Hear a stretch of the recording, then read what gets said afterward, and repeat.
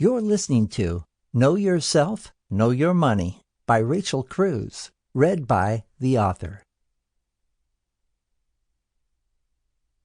I praise you because I am fearfully and wonderfully made. Your works are wonderful. I know that full well. Psalm 139:14. Introduction. When I was growing up, my parents used to read to us every night. The memory of this still makes me smile. I'd crawl into bed with my older sister Denise and my younger brother Daniel, and my mom's sweet, soothing voice would help us drift off to sleep, sometimes before the story ended. And when Dad read to us, that was the best. Nobody was falling asleep for that. He would always use crazy voices for the characters or change their names to funnier ones. My all-time favorites was when he was reading a Bible story and would replace the word disciples with goobers. We laughed so hard. We thought he was the funniest dad on the planet. One particular bedtime story stands out in my mind. The book was called The Treasure Tree by John Trent and Gary Smalley. In this book, there are 4 animals: a lion, a beaver, an otter, and a golden retriever. Together, they set out on an adventure looking for 4 golden keys that would lead them to the treasure tree.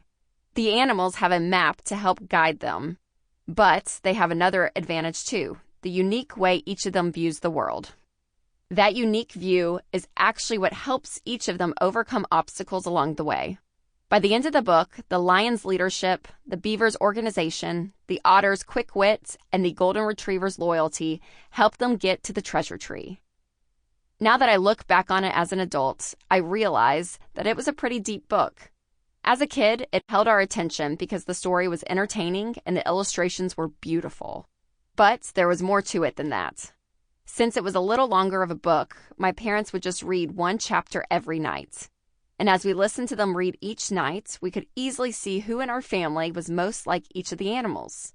We knew for sure my dad was the lion, my mom was the golden retriever, Denise was the beaver, Daniel was a good mix of the lion and otter, and I was the otter.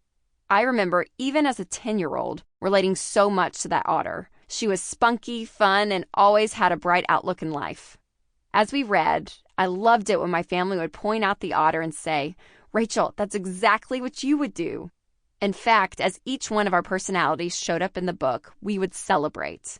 This gave me confidence in who I was. I felt known and understood, a part of something special. The treasure tree helped me begin to see me. This memory is special to me for a couple of reasons. I love that we spent time together as a family, even if it was just reading together at night.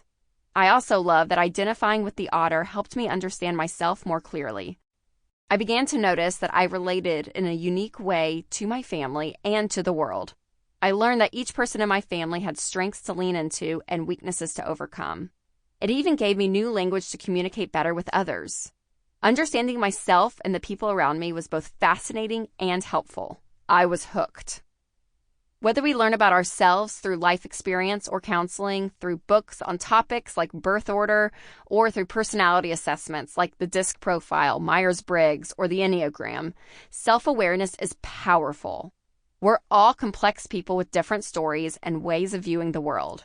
But understanding who we are and how we're wired, our past, our strengths and weaknesses, our fears and dreams, helps us know why we make the choices we do.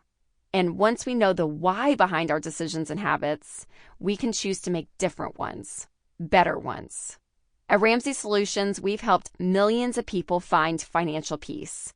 Since my dad started the company over 25 years ago, we've been teaching the intimidating topic of personal finance in a way that anyone in any walk of life can understand and apply it.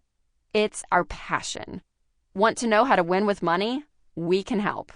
Budgeting, getting out of debt, investing, wealth building, giving generously, teaching kids about money, paying for college without student loans. We've got all that and more. And you can count on the fact that I'll talk about some of these money principles in this book too. But while those principles are critical for winning with money, they're about how to handle your money, not why you handle money the way you do.